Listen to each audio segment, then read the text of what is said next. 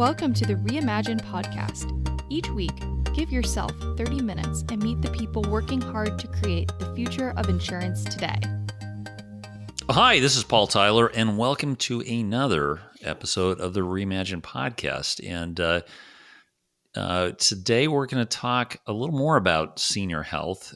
We've had a number of sort of really interesting episodes talking to people at the Medicarian conference out in Las Vegas, where, Laura, I got to talk to some very, very interesting people on the floor about, how do you live longer? How do you live better in life? And but this time we're going to have a same conversation with a more local flavor. Do you want to set this one up? Yeah, absolutely. We're excited to have Martin Pazzani with us today. Former corporate turned serial entrepreneur. Martin has quite a background, so I'm not even going to dive in there because there's so much surface area. But we're excited to have Martin here with us today, and we were lucky enough actually to have him in our building earlier this week when we hosted the Retire Tech Forum on June 22nd. So we'll dive into that part of the conversation as well. But Martin, please introduce yourself and let people know a little bit about who you are and what is it that you're doing these days. Thanks, Laura. Yeah, and thank you, Paul, for inviting me, both of you. Thrilled to be here, and it was an honor to be with you guys earlier this week at Retire Tech. But as you mentioned, I'm a serial entrepreneur, but my background is mostly big corporations. A variety of categories and companies, both locally here in Connecticut and in California and Chicago and New York City. So I've been called a Swiss Army knife because I've got all these little tools sticking out in various different shapes and sizes. But I've settled into doing a lot of my own startups and my own companies in the last decade. And my focus lately has been on, I started out in this path, this entrepreneurial path, when I was the chief marketing officer at Bally Fitness.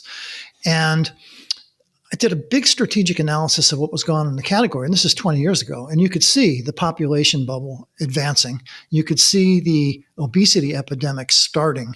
And you could see that it was headed on a collision course for a bad thing. And this is something we talked about in your conference as well. The aging population is a really good thing, but it's also a risk and a threat to some industries in some ways. One of your speakers said something that fascinated me. It said the problem with the life insurance business is no longer are you going to die too soon, but are you going to live too long? And that's kind of the problem I've been working on as well as a fitness executive and an entrepreneur. And so most of my focus over the last decade has been on what I call reinventing the fitness business as upstream preventive healthcare. And I think it is in part one of the key answers to the healthcare crisis and the insurance threats that you're facing as an industry, because, we're all looking at an aging, unfit population that if they age poorly, it's very expensive and it just could conceivably collapse the economy with half the population requiring really expensive long-term medical care. On the other hand, it's possible through upstream preventive healthcare, through taking charge of the way you age, to minimize or eliminate many of those costs and live a really healthy, long life. And that's something that we can control, that an individual can play a large role in that. But also there are companies now starting to really motivate people to really take charge of the way they age and age better. And obviously the impact on retirement then is a big issue. I personally feel that retirement happens way too soon. I would love to see nothing more than the retirement age to be upped, because I think slowing down retiring encourages poor aging. You stop moving, you stop thinking, you stop socializing. Everything starts what I call the bad trajectory of aging. You go on a slide downhill. Whereas if you continue being an active, vital, fit person, engaging in life, you change that trajectory. And I think in that simple fact is one of the solutions to the challenges we face going forward. I started looking at this again a long time ago, and I came upon an interesting phrase somewhere along the line. It was, longevity is the great gift of the 20th century. The challenge of the 21st century is how to live with that longevity. And we're not doing such a great job on it right now because we've got some expensive and nasty challenges ahead to afford the longevity. Okay, this is great. We have, you've opened at least 4 doors to go down. Yeah, I know. Well, let's start. I'm going to add to your, first of all, I'm going to rewind, go back to your who you are, because you're also an author. And I know you've written 2 books, Put Your Brain First, Radically Improve the Way You Age, and The Secrets of Aging Well, Get Outside.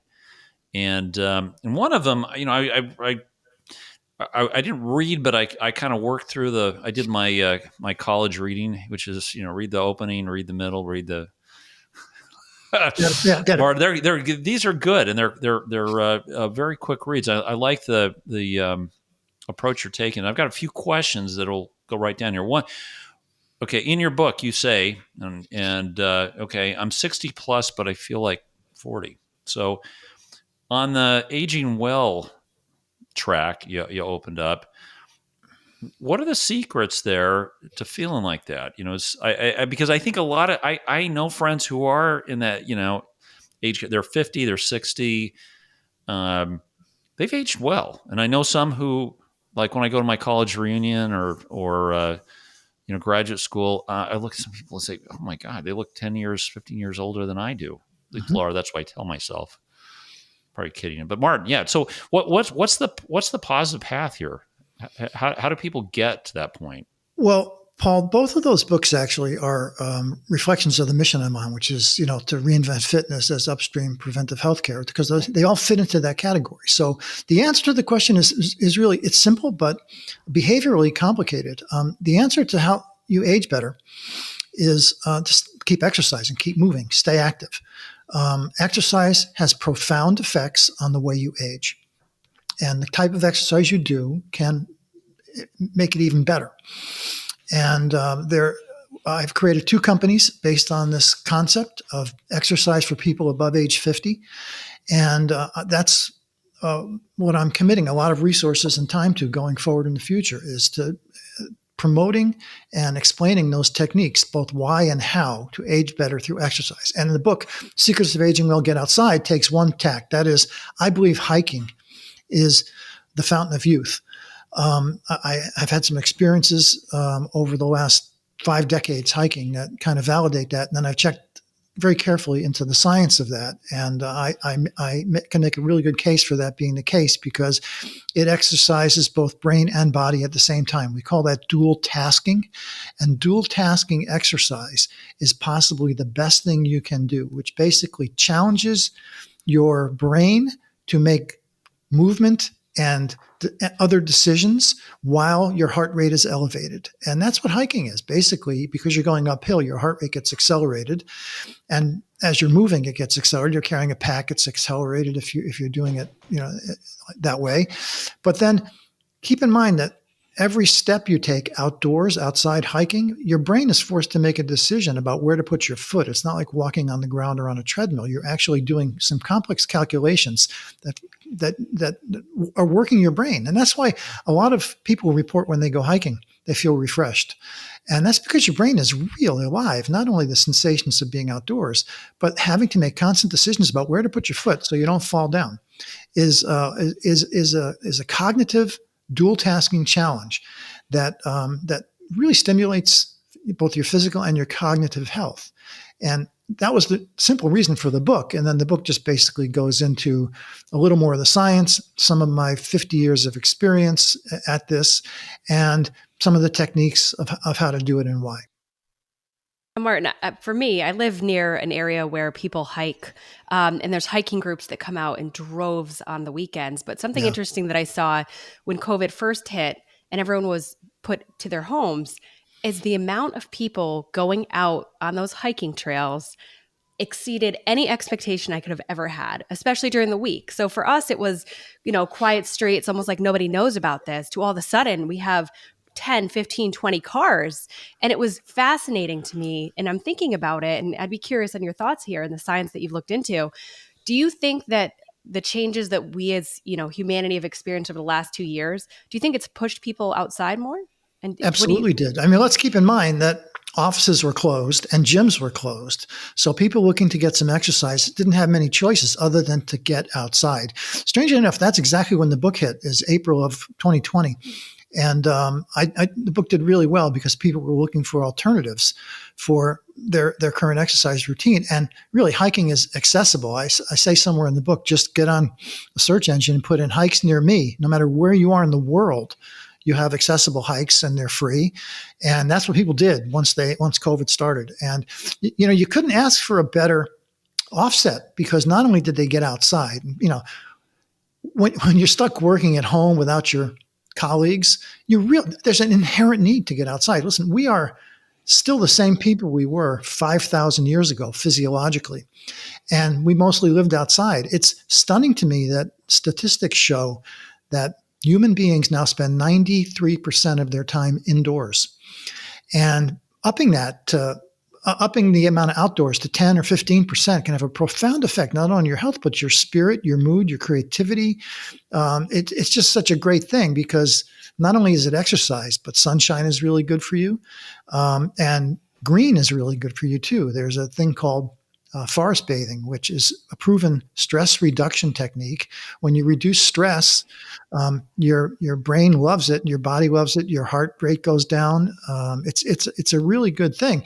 Stress, and we all were very stressed for 2 years, creates cortisol.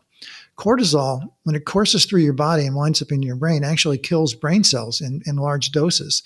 So hiking is kind of an antidote to that. It lowers cortisol. And so stress reduction and the exercise you get from that, I think people couldn't really put their finger on it a lot, which is what I wanted to do with my book, is explain why. But I think they inherently knew they needed to get outside and they needed to do something physical, and hiking was the most accessible thing. Biking was also up during that period, as was walking, and those are good things. But I really focused on hiking because that's what I've been doing for the last 50 years. Yeah. No, I totally agree with you on just intuitively on what you're saying about hiking. I trail run. I actually was out this morning, 6 a.m. with a friend running 6 miles in Saxonwood trails. And it's just very different even than running on the road because you have to look at every footstep, it slows your heart rate's a little slower. It's different. Your heart rate's a little different. And there is something about those woods that you can't describe. I can't describe, but there's many aspects to that. There is, again, we mentioned forest bathing, but it has to do with the green. Green is a really good color for your brain. It has to do with the sky. It has to do with sunshine. It has to do with the smells as well and the sounds. The wind through the leaves, wind through the trees, and sound of water. Those are very soothing things for your brain, and they reduce your heart rate and they reduce the stress in your system. It's really good. I used to, for a long time, I worked in Manhattan, lived here in Connecticut, and I was kind of town and country. And the thing I noticed remarkably was even when you're in Manhattan, you don't necessarily feel the tension, but honking horns, trucks, crowds, the tension of the city really can wear you down. And the moment you get into the woods, you can feel your body and your brain just going into relaxation mode. And so I used to see that contrast quite a bit. And that's also one of the things that really turned me on to this effect of getting outside being so important. And it's in our DNA. It's in our species to need more outside. We're not made to be sitting on a chair, zooming, looking at a flat screen, and talking over headphones for as much as we've been doing it in the last 2 or 3 years. And it's kind of funny. We talked about how I had started my career at Hubeline. Before I really dug into the science of this, I was still an outdoors person, but I used to 2 or 3 times a year force my teams to make the trek up to the Hubeline Tower, carrying coolers, and we used to do a barbecue up there in the grill area, overlooking the valley, and we had some great meetings there. And I know that it was an effective way, not only of team building, but of getting people outside, getting the heart pumping a little bit, and being a little bit more creative.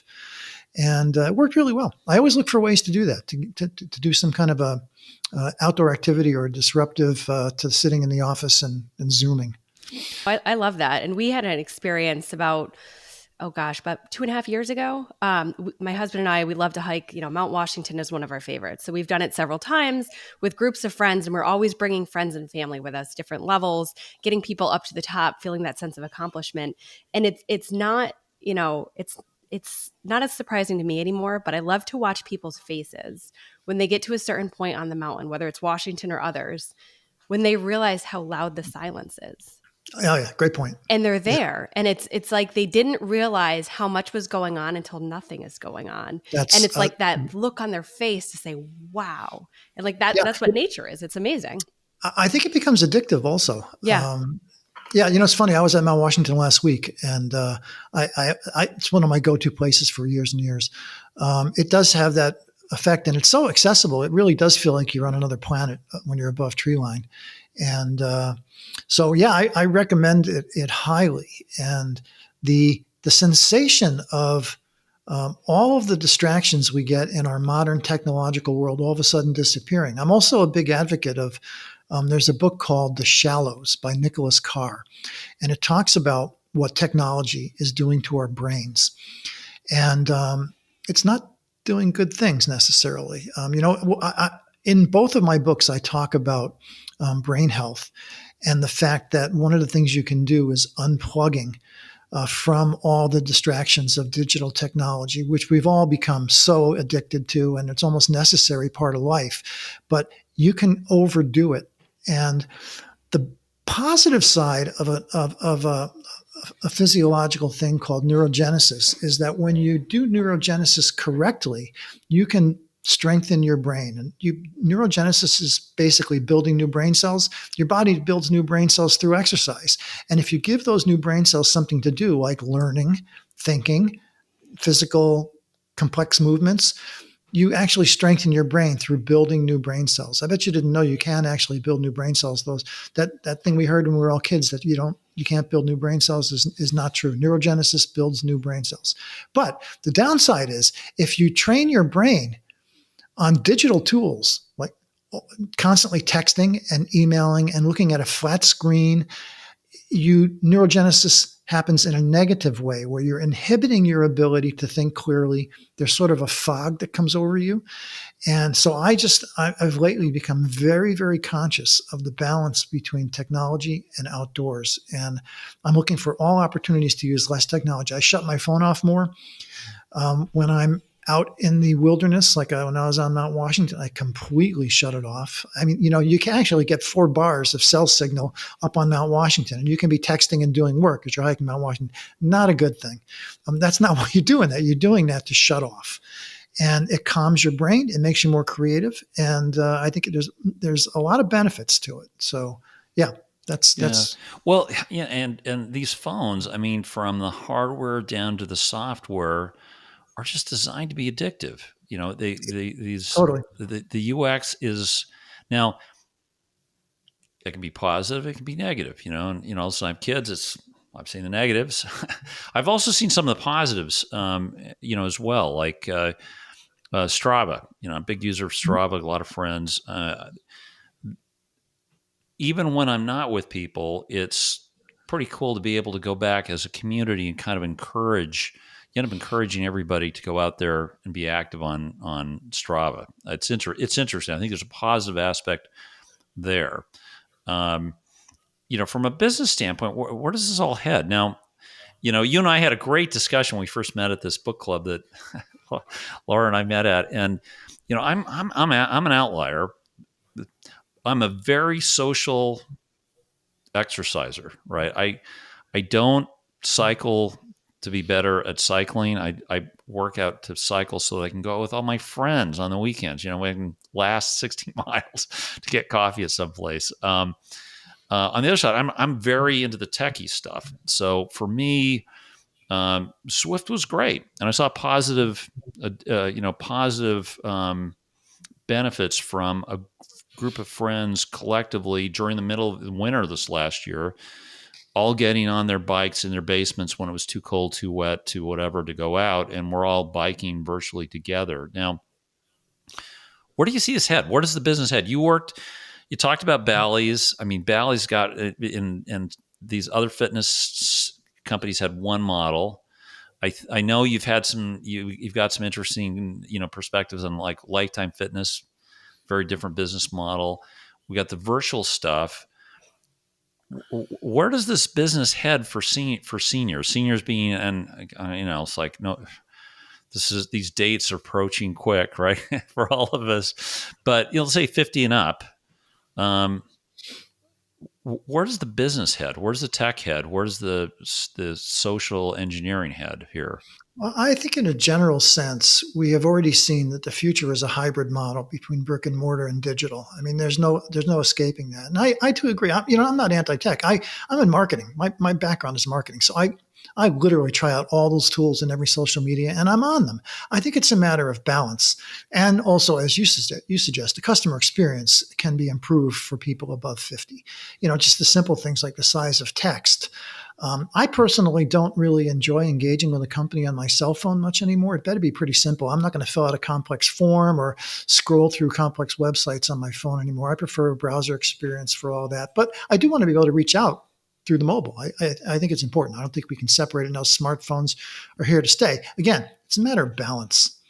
And I think they have to coexist. And I think companies have to learn to have their customer experience be a little bit of both. I don't think it forces you to compromise. If your experience is all desktop, you're not having access to people who are on mobile. And if it's all mobile, it's limited because let's face it, nobody wants to really interact with the world through a 2-inch screen. I know I don't. So I think it's both. And so as it pertains to, not only the fitness business, but the insurance business, and I heard a lot of people talking about this at Retire Tech, I think it's a combination of high tech and high touch. They work together really nicely. I think you need human, but I think you also can simplify a lot of process and simplify a lot of things through high tech. So finding the balance for a company is the right thing. And I know as far as my fitness ventures, it's essential as we learn through COVID that you better have a way of interacting with your customer that doesn't require them to come into a brick and mortar location. You better be able to supplement that with some kind of a video technique or Zooming or texting or all of those. It's a 360-degree experience that we're faced with. And not enough people are doing that right, although the pace of that is going to accelerate drastically because companies realized they couldn't even exist without digital through COVID. So there's a lot of innovation going on right now. I expect there'll be some really cool stuff about to be unleashed on the world.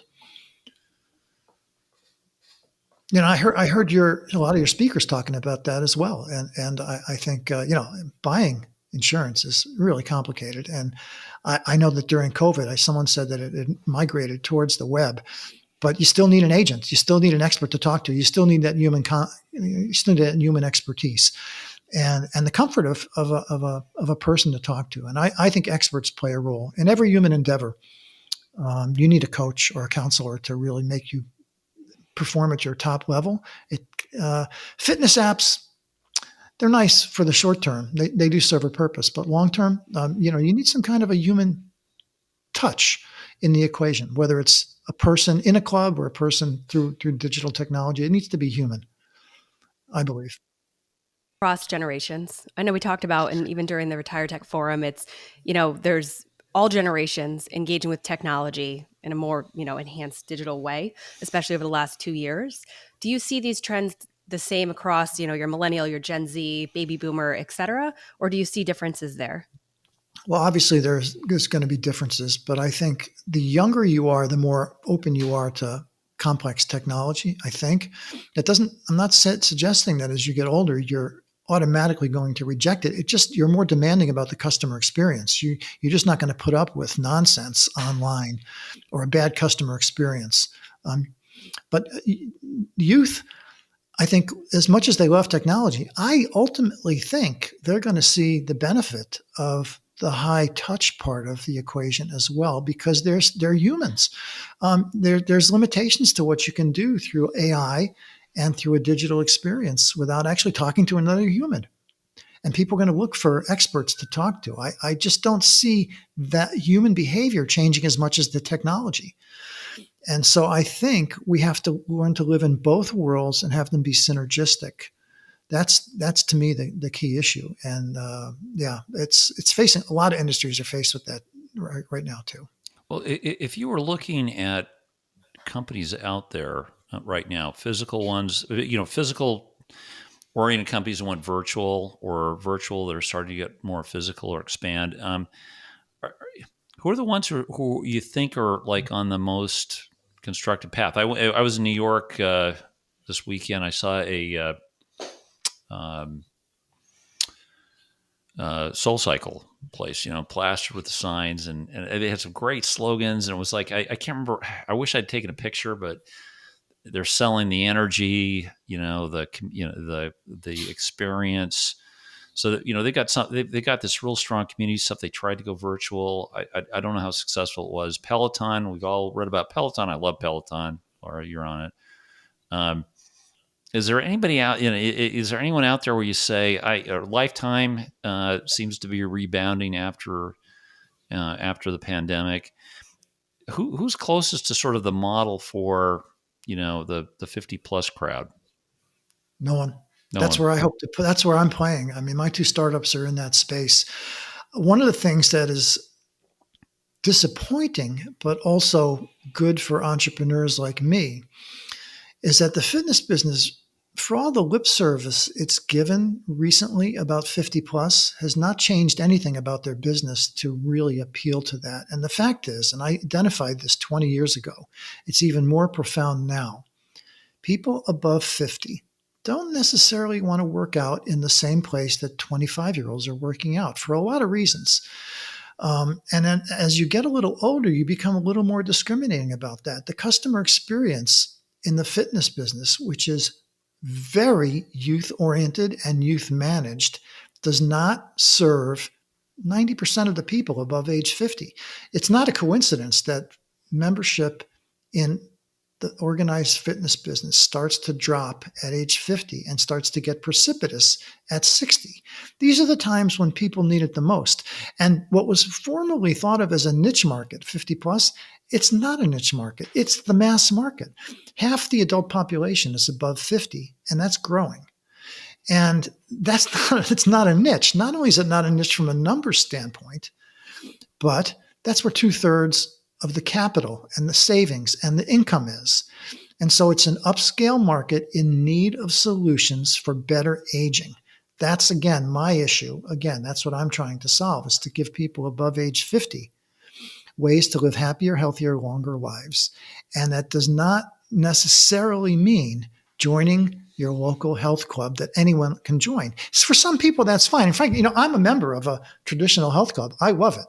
But the research shows that 90% or 75 to 90% of the 50 to 60 plus audience doesn't want that kind of experience. And it keeps them out of the gym, and it keeps them from, so it puts them in a position of having to try to solve the problem on their own. And for too many, the answer to that is do nothing. It's a sad thing. And by the way, my book, Secrets of Aging Will Get Outside, was an attempt also to give that group something to do. The subtitle of my book is The Fitness You Can't Get in a Gym. And that's because I know that a lot of that age group doesn't really want to go in a gym for a lot of reasons. I'll give you two of the reasons. One is it's so obvious to me, and it's been obvious for a really long time. When you're above 50, you don't want to listen to 90 decibel rap music when you're working out. All that does is it increases the cortisol in your body. And a lot of people can't verbalize it. But when you walk into a gym and it's pounding rap music, you're not going to maximize your stay. And ultimately, it's going to drive you away. And I know this through research and through observing it for years. It is the case. So the simple, the music. By the way, how about death metal? That's what some people play in our gym. I don't know, Laura, if you've been by there. I have had numerous conversations with gym operators over the year, and I say, you're driving away at the older target audience. You say you're trying to help them, but the simple thing by coming, and by the way, most people now are listening to their own music in their earphones. So why do you insist on still pounding that music? Put something neutral. Let people choose their own music. It's one of those mysteries to me. And it's because most of the fitness industry is run by under 40-year-old people. And they don't really they can't, in their bones, they don't understand the issues, or they negate them, or they just do what they want to do. I don't know. So there's the music issue, but there's also locker rooms and mirrors, and it's all the kind of things where when you get to be in your 50s and your 60s, exercising on display is not something you're really into. It's not about your body. It's about longevity. It's about health. And so mixing it up with younger people kind of sets up a dynamic of, I feel like I'm being judged. I feel like I don't fit. And that drives people away. Not everybody, but again, for a certain amount of the population. A long time ago, I hired a company called IDEO. IDEO is a human factors company. And we hired them to help us understand the challenges of the fitness business. And basically, they like to think of themselves as anthropologists, like Jane Goodall watching the chimpanzees in the jungle. We basically camped out in gyms all across the country and just watched. And you can see, if you carefully observe people coming into what I call the cage, which is where the free weights are in many gyms, you can see many people kind of a fear response, especially with women. Like, I don't want to work out with a bunch of guys who look like Arnold Schwarzenegger who are grunting. I'm not going to do it. And so the customer experience is a little bit off for people above 50. And I have a funny Arnold anecdote. And for as much good as Arnold has done for the fitness business, he was kind of an icon of the fitness business. I maintain, and I've done some speeches on this, that Arnold drove more people away from the fitness industry than attracted because of that exact fact. I don't think a lot of people who are not in that mindset I think they're intimidated by weightlifting, bodybuilding, grunting, and heavy weights, and they have a different thing in mind, and that just kind of scares them away. So I think a better model, and I've always been a huge fan of Jack LaLanne, who was a fitness icon before Arnold was, who was more about functional fitness. And, he worked out in his kitchen with a kitchen chair and showed my mother how to stay fit in the early 60s, late 50s. I think that's where fitness needs to be emphasized now, is it's a different kind of fitness. Gyms have to morph into being more friendly for an older target audience. And also to just view their business as more science-based and not fad-based or whim-based. When I was at Bally, I'm picking on Bally, but for good reason, because the company ultimately did not succeed because of its bad practices. I maintain that half the personal trainers were not the right kind of person to be personal trainers. They were either unskilled, untrained, or what I call themselves ego body-centric, which was, it's all about, look at my abs, instead of how can I solve your problem. And I think trainers need to have a caregiving mentality.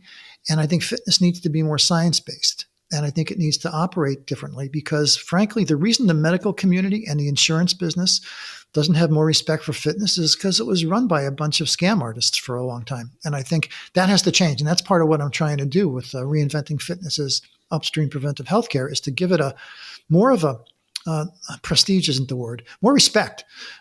Being run by people who truly measure the biometrics and care about the outcomes of their clients and are in it for the long term, about results, not about how many people can I trick into joining this month and then leave them to their own devices. And that's unfortunately what some of the fitness business model was built on in the 70s and the 80s. So I think the fitness business, rightfully so, is not as respected as it should. But through changing the practices and making it more science-based and more professional, I think the medical and the insurance communities will respect it a lot more in the future. And that's where it's got to go. I see evidence of it happening with smaller studios. The big companies, it's hard for them to change because, it's the old adage about turning the Titanic around in a bathtub. They are what they are. You can't all of a sudden go from being 24-hour fitness to being a company that caters to an older audience with a different business model. They got where they are through their current business model. Right. It's going to take new models, and it's interesting. The reasons you succeed are often the same reasons that you fail. It's such an adage of business strategy, Paul, that I know, and I know it's true in insurance as well. I've seen it in every category I've ever worked in. Oftentimes, you're locked into your success equation, and when that starts to be less the best model, it's really hard to morph. It's really hard, and that was the reason Bally couldn't change. Also, they were what they were. I'd be curious at what point, right? So as you're talking about how it has been, how it currently is, and opportunities for the future. At what point, if at all, do you think there's opportunity? We talked a lot about embedded insurance in previous conversations and at the Retire Tech Forum. When will the gyms be owned by the insurance companies? When will they, right? So when will they, so it's body, mind, education, health. And now you get a like firsthand view into the people who you're insuring. You could argue that as being terrible, and you could argue that as being interesting. But at what point do you think someone's going to try that? I think right now, and that's what I'm doing, actually. You just hit on one of my key strategies. No, Laura, it makes perfect sense. I mean, you don't have to really dig too deep to understand that for the insurance industry, life insurance companies, health insurance companies, fitter customers are cheaper customers right. And more profitable customers. The last thing you want is a morbidly obese, unhealthy 58-year-old that you have to provide them with health care, the byproduct of the comorbidities and the metabolic syndrome that health condition causes is super expensive. I mean,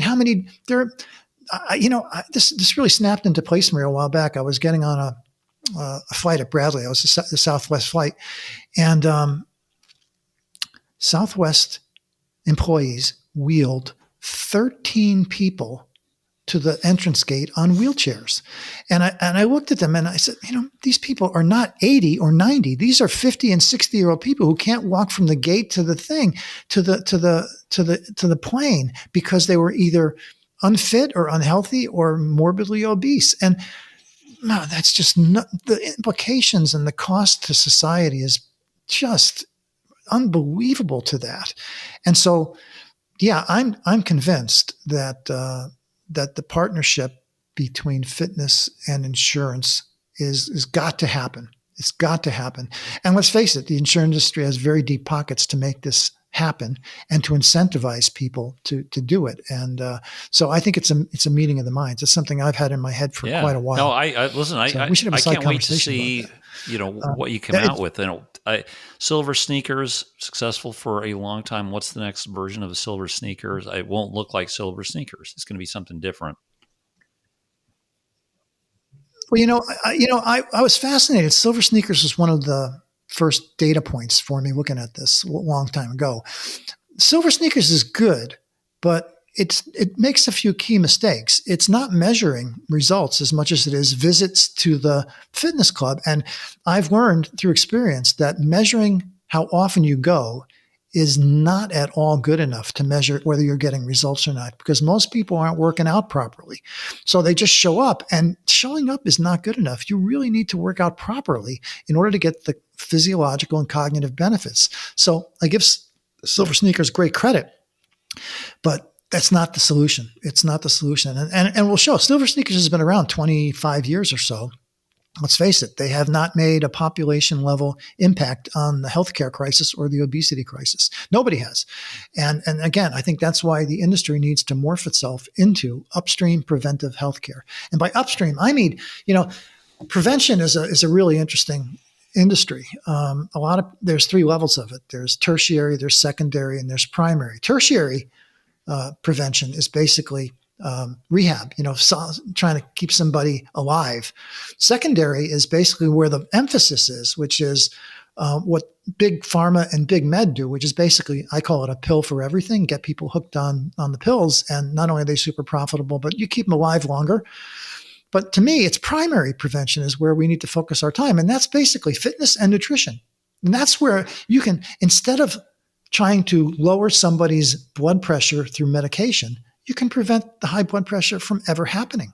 And instead of trying to solve metabolic syndrome through drugs, you just don't let a person get overweight. And if they eat better, there's not only, it's kind of funny, there's two graphs that I use that I constantly go back to. One is the growth of the obesity epidemic over the last 30 years, which correlates 100% with the preponderance of processed foods. So we're eating the wrong foods. And you can see it. There was very few obese people 30, 40 years ago. Now it's everywhere. So that's that's a simmering healthcare crisis waiting to happen. The other thing is, and again, I'm a huge fan of the fitness industry, but I'm also a huge critic. it correlates 100% with the growth of the fitness industry, the organized fitness industry. The number of fitness clubs looks like the exact same curve as the number of obese people growing. So at a population level, nutrition and fitness have not worked to help this problem. And that's where we need to attack it, way upstream, before these problems ever are solved. And that's a behavioral issue. And I think it's going to take better nutrition models, better fitness models. And that's where my time is. My future company is working on that right now. We're calling ourselves a longevity company, a longevity and wellness company, and we're working on those problems right now. And I think they're behavioral, they're customer experience oriented, and they're just changing the way people think about these things, making it more welcoming.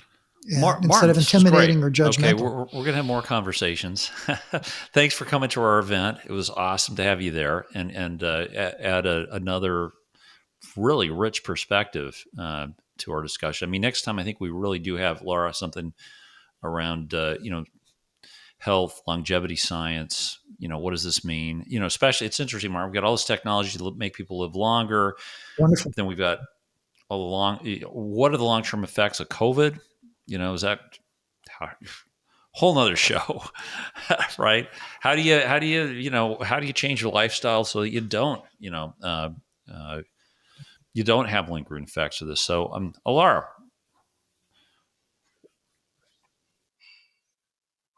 Martin, we have to ask this. Clearly you've accomplished a lot. You've gone from corporate to entrepreneur and many other things, author included. What is your why? Why do you get up in the morning and do what you do?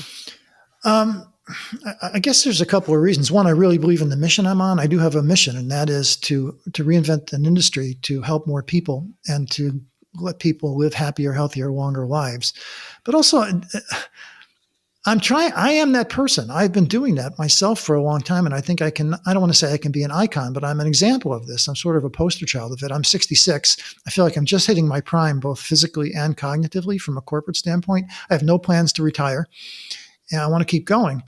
But I also am doing this, I guess, in a very deeply rooted way. My parents retired way too early. They retired at 62. They moved to Florida, and by the time they were 65, they were acting like they were 80, and they got sick and they passed way too soon. And I think I think part of what I'm doing here is trying to prevent that from happening to other people. I think we can do a lot of good. Listen, I've worked in a lot of industries, Laura. I've never seen an industry that is capable of doing more good than the fitness industry. It can be a solution to the insurance and the healthcare crisis we're facing if it's done properly. And I feel strongly about that. And I think I'm in a unique position with the experience I have, the expertise I have to help make that happen. So I guess that's the answer to your question. That's what I'm doing. Hey, well, listen, thanks so much. Thanks for your time. Martin, we'll put links to your books. They're available on Amazon, right? You bet. Yeah, they're available there. We'll put links. What's the best way for people to reach out and talk to you?